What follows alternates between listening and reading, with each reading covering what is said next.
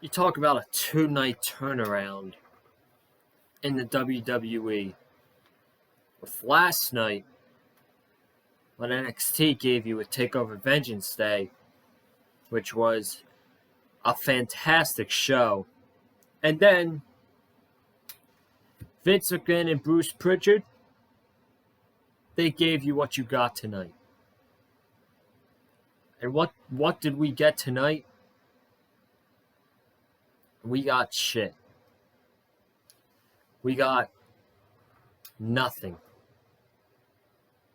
They gave you no excitement for the Elimination Chamber on Sunday. I'm sure it will be a good show, but as for excitement, they didn't give you any excitement for the show whatsoever. This show was absolutely terrible tonight. A terrible Monday Night Raw show. I am planning to be here no longer than 15 minutes. I plan on, talking about what happened, not spending that much time, getting on out of here. Because quite frankly, this show doesn't deserve me to sit here and be analytical and critique what happened for 30 plus minutes. So we will briefly talk about what happened tonight on this horrible go-home show before the Elimination Chamber. Got some changes to the Elimination Chamber card, which we will talk about as well. But if you guys have not already, I would very much appreciate it if you can go check out my NXT TakeOver Vengeance Day review from last night. I already said it here tonight. A fantastic takeover we got last night.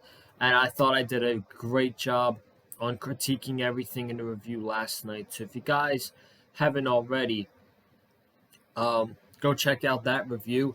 And I am bringing back the NXT reviews. And that is going to be starting as early as Thursday. So Thursday, expect an NXT review on the channel. And I tweeted it out before Monday Night Raw tonight. I got some big plans for the channel and guests. I got some big plans and guests coming on the channel the next couple weeks leading into WrestleMania and Revolution. So look forward to that. But the Elimination Chamber preview predictions, I'm probably just going to ride solo on that because I'm thinking that since I think there's going to be more matches announced for the show. So what I'm going to do is I'm not going to review SmackDown on Friday. Instead, what I'm going to do is after SmackDown, I'm going to film my Elimination Chamber predictions, and that's going to come up right after SmackDown. So that is your plan for the week, folks. Let's talk about this god-awful show. We start off with Miz TV with Drew McIntyre. I don't even want to talk about it. Miz was just being the Miz. He was being annoying. Then Drew told him to shut up. And he said, if you interrupt me one more time, I'm going to kick your ass. And Miz interrupted him, so Drew gave him a glass now kiss and threw his Money in the Bank briefcase. And then the Miz removed himself from the Elimination Chamber match, which is a smart idea because realistically the Miz doesn't need to be in the Elimination Chamber match because he already has himself a guaranteed WWE Championship match with the Money in the Bank briefcase. So, actually, Vince and Bruce actually made sense of something. I'm shocked. I know you guys are too, but they made sense. Taking out the Miz out of the Elimination Chamber makes sense. Then we got a 6-man tag with Lucha House Party and Matt Riddle versus the Hurt Business. We've seen this match way too many times. Lucha House Party and Matt Riddle win after Riddle pins MVP with the floating bro.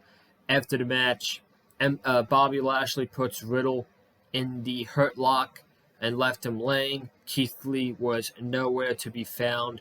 So that was that. We then got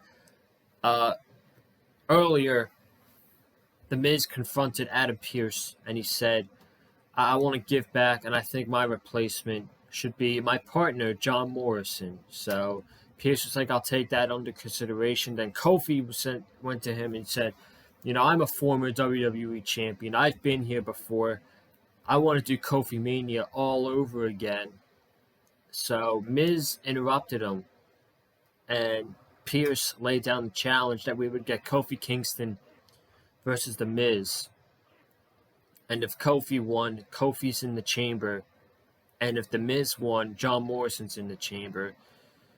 And this was such a missed opportunity. This was a missed opportunity. What do I mean by that? You could have progressed the storyline between the New Day and Retribution.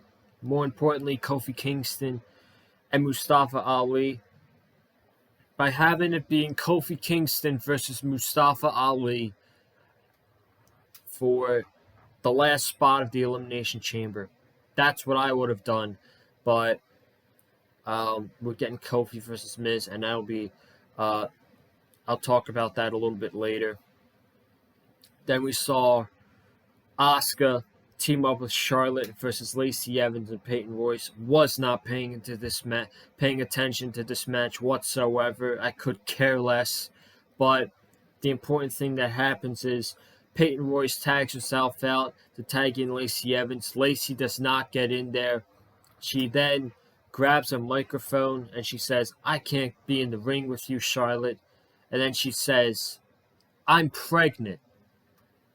And at first, I'm like, Jesus Christ, what are we doing here with this damn storyline? This just needs to be all canceled. So, Lacey Evans announces her pregnancy, and Charlotte's all pissed off, and everyone's thinking Ric Flair got Lacey Evans pregnant. But a little bit after that, all these news articles, I saw one on Wrestling Inc., I think it was Raj Gieri. He came out and said that Lacey Evans was actually pregnant. She's actually pregnant. So, congratulations to Lacey Evans on getting pregnant. So, and it was a rumor like 2 hours before Monday Night Raw that something was going to happen tonight, and it was going to impact one of the matches at the Elimination Chamber. I think this was the match. It was supposed to be Lacey Evans versus Asuka for the Raw Women's Championship, and that obviously can't take place anymore because Lacey's pregnant. They didn't even bother to announce a replacement or tell us the follow-up on what we're going to get on Sunday. So this was just a complete mess. Congratulations to Lacey Evans, but I would have not involved her real-life pregnancy in this terrible storyline with Ric Flair and Charlotte Flair. She could have just publicly went out on social media and said, hey, I'm pregnant, I'm going to be out for a couple months, and whatever. But they incorporated into the storyline, and it was just bad. Then we saw Kofi Kingston versus The Miz. They had a solid match. Kofi Kingston defeated The Miz in about 13 minutes with a Trouble in Paradise. I was actually surprised because I thought, as much as many people thought the same thing, that Retribution was going to cause havoc in this match. They were going to get involved, and they were going to cost Kofi a spot to go to the Elimination Chamber and give the win to Miz, making Morrison go into the chamber. But Kofi won clean. Kofi Kingston is in the Elimination Chamber match on Sunday for the WWE Championship. Shayna Baszler versus Lana. Do I have to talk about it? Shayna Baszler defeated Lana. That's all you need to know. And then you got your gauntlet match with AJ Styles starting it off against Kofi Kingston. They had a decent match to start it off. Almost was actually choking Xavier Woods because Xavier Woods was playing the trombone on the announce table. So Almost grabs Xavier Woods and he choke slams him into the outside over the barricade on the concrete floor, and the referee kicks Almost out of the match. AJ then defeats Kofi with a phenomenal forearm. And then we get Drew McIntyre, the WWE champion, coming out. This match felt very, very long. It felt too long, but they had like about a 20-minute match, I think it was. I'm not so sure. Drew McIntyre defeated AJ with the Claymore. And next was Jeff Hardy. This was my favorite match out of the whole gauntlet match. They had a very good match. And if WWE, listen, if they want to give us a Jeff Hardy Drew McIntyre program, like sometime in the summer, whatever, I would be totally down with that. I think Jeff has been totally treated like a jobber lately, which is I don't get at all, because he's an absolute legend. And if they should, treat Jeff Hardy better than the way he's been treated lately. But if they want to do a Drew McIntyre Jeff Hardy program for the WWE title, I would totally be down with that. So they had a very good match here. Back and forth they go. Hardy, I believe, hit a twist of fate that almost pinned Drew McIntyre. Then Drew hit the Glass Now Kiss into a Claymore, and he defeated Jeff Hardy. Then he got into a match with Randy Orton, and Randy Orton lost. He was on the outside, and all you hear is Alexa Bliss laughs on the LED screen, the Thunderdome screens. You just see Alexa Bliss and her laughing. This distracts Randy Orton, and Randy Orton falls into a trap like a damn moron and gets himself counted out. He comes back, he's all confused, and Drew McIntyre gives him a Claymore outside the ring. So Randy Orton was the one to be made look like a dummy tonight. And if this told you anything, a lot of people were saying there's a good chance that Randy Orton could win the WWE Championship and have him match with him and Edge at WrestleMania. I think after that, I kind of put that to bed. I think it's all but certain that we're going to get Randy Orton versus Bray Wyatt at WrestleMania this year. So then Sheamus was the last entrant in the gauntlet match. He attacks Drew from behind. The referee rings the bell. They have about a 5-minute match. Drew sets up for the Claymore, and then Sheamus counters it into a bro kick. 1, 2, 3. Sheamus wins the gauntlet match. Sheamus has the final spot in the Elimination Chamber. He gets on the microphone. He says, "I did it. I pinned the WWE Champion, and I am now the odds-on favorite to win the WWE Championship this Sunday." Whatever. Pretty much tells you that Sheamus is not going to win the Elimination Chamber, and that's really all I have to say. I think it's pretty obvious who is going to win this chamber match, and we will talk about that on Friday night when we talk about our Elimination Chamber preview and predictions. But like I said in the beginning, man, this show was absolutely horrible to watch tonight, and we are just getting to the 15-minute mark, so that's perfect timing for me They did absolutely nothing to get you excited for the Elimination Chamber on Sunday, and they absolutely bored us tonight. The show was only 3 hours.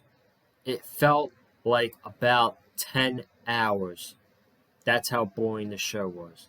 But guys, I'm getting out of here tonight. Thank you guys for watching the video, the review, whatever you want to call it, review, podcast.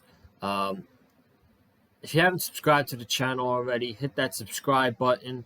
Got a big week here on the channel with Elimination Chamber this weekend. Not taking a break here on the channel. Always stepping, always getting better every single week, every month, every day. So hit that subscribe button down below. Just hit the subscribe button. I would appreciate that. Comment down below your thoughts about tonight's episode of Monday Night Raw. Hit that like button if you like what you heard from me in the video. And go follow me on Twitter at Conlin_Joseph. And guys, I will see you Wednesday night for your AEW Dynamite review right here on the Big Fight Field channel. But for now, have a good night, guys. Stay safe. And as always, stay classy.